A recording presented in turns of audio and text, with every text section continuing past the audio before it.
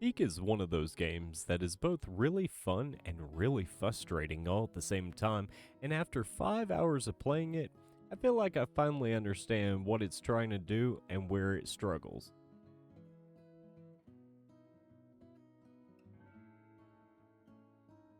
The core idea of Peak is simple.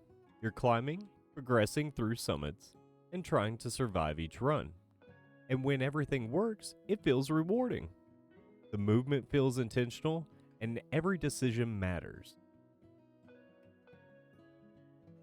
But Peak is also extremely unforgiving.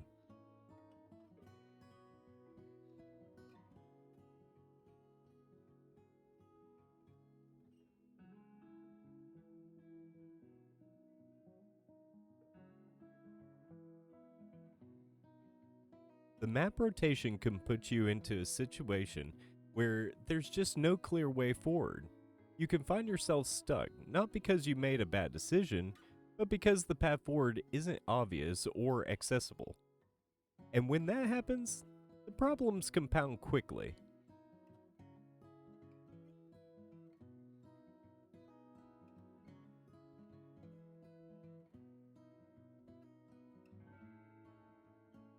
Healing items can be very rare, or sometimes completely non existent. That means every one fall, just one mistake, can essentially end your entire run. There's very little room for recovery.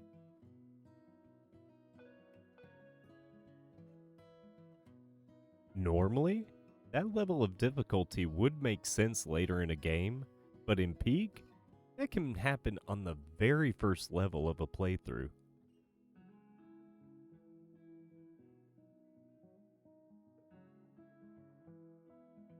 After about 5 hours of playing, we weren't even able to consistently get past the second summit, Roots. And that says a lot about how punishing the early progression can be.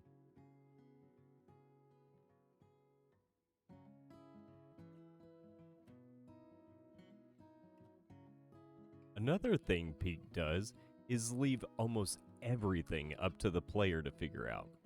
There's very little instruction or explanation up front. You learn what items do, how mechanics work, and what's safe or dangerous entirely through experience. In some ways, that's rewarding. It makes every discovery feel meaningful. But it also makes the early experience confusing and difficult, especially when you don't know whether you failed because of your decisions or because of missing information.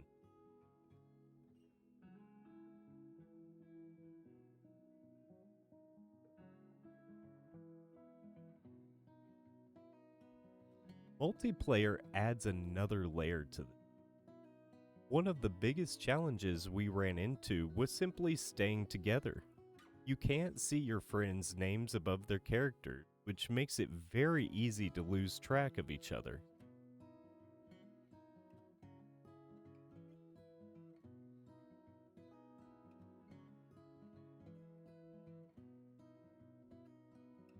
Combined with directional and range based voice chat, communication becomes difficult fast. If someone moves too far away, you can't hear them clearly, and without visible identifiers, teamwork becomes much harder than it should be. That disconnect makes multiplayer feel less cooperative than it could be, even though the game is clearly designed with teamwork in mind.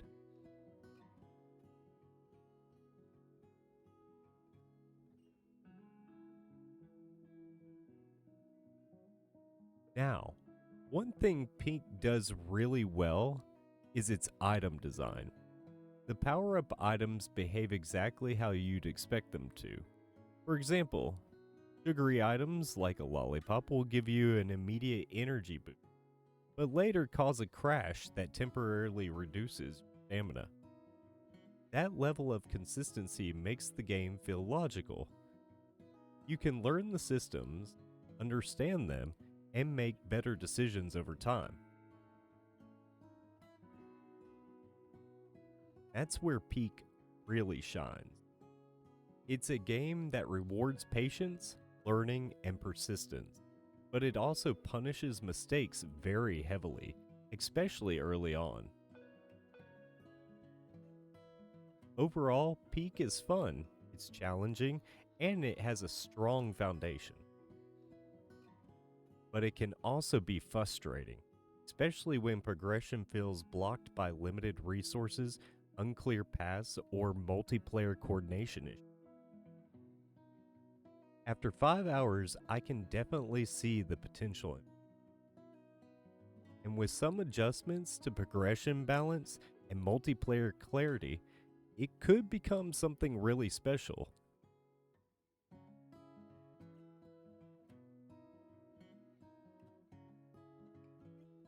As it stands right now, I would give Peak a 7 out of 10. It's a solid experience, but one that demands patience and persistence from a player. And if you enjoy challenging games that expect you to learn through experience, Peak is definitely worth trying. Thanks for spending some time in the den. If you enjoyed this, you're always welcome back. And thank you to those helping support and build it. New streams and videos every week. Take care, and I'll see you in the next one.